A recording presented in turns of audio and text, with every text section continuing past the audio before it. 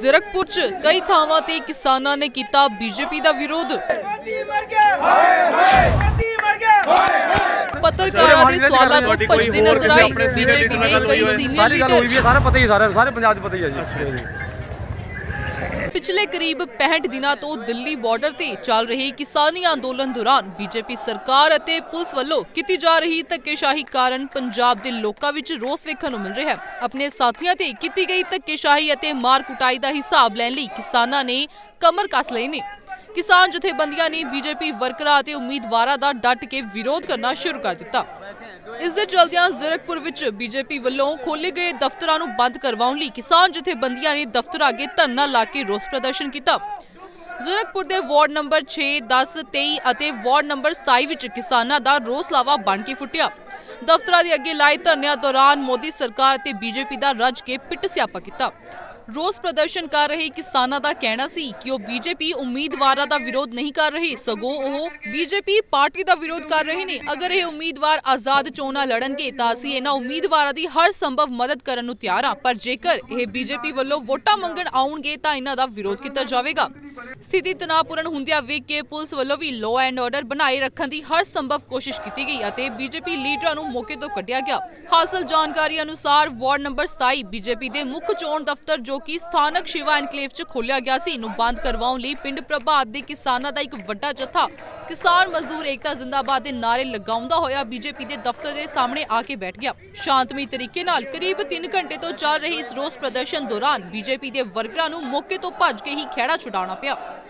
इस तो इलावा वार्ड नंबर 10 विच बीजेपी उम्मीदवार एकता नागपाल दे मुख चोण दफ्तर का उद्घाटन करन आए बीजेपी दे कई उच्च लीडर भी पत्रकारां दे सवालों तो भजदे नजर आए। बीजेपी वालों जीरकपुर चोणां लई लगाए गए मुख चोण ऑब्जर्वर गुरतेज सिंह ढिल्लों पत्रकारां दे सवाल दे जवाब देण तो भजदे रहे। किसान संघर्ष संबंधी अपना पक्ष साफ न रखते हुए गुरतेज ढिल्लों ने कहा कि वो सिर्फ एमसी इलैक्शनां संबंधी ही जवाब देण नूं तरजीह दिंदे ने।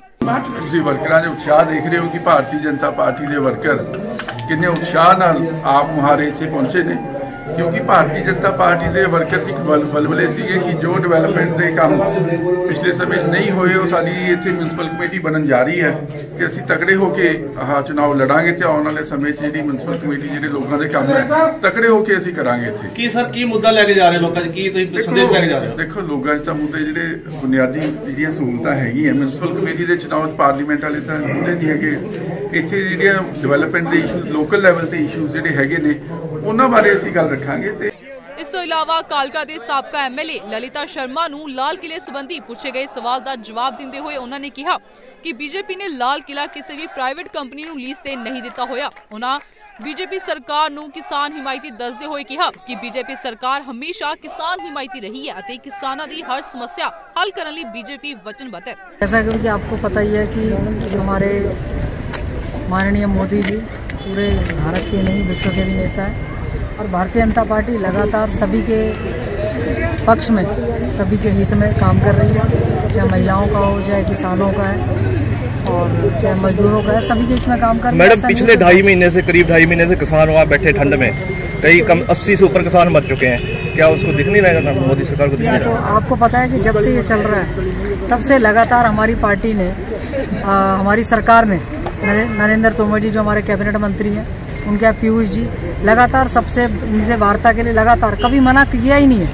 वार्ड नंबर 27 के घिराव संबंधी मौके ते पहुंचे एसएचओ जीरकपुर ओंकार सिंह ने कहा कि इन्हां दोवां पार्टियां नाल गलबात कर ली गई है। बीजेपी के लीडरां नूं मौके तो जाण लई किया गया ते किसानां नूं भी समझा के जेल भेज दिता जाएगा। लॉ एंड ऑर्डर किसी भी कीमत ते खराब हो नहीं दिता जाएगा। की सर हुण की कंडीशन की निकलिया जी?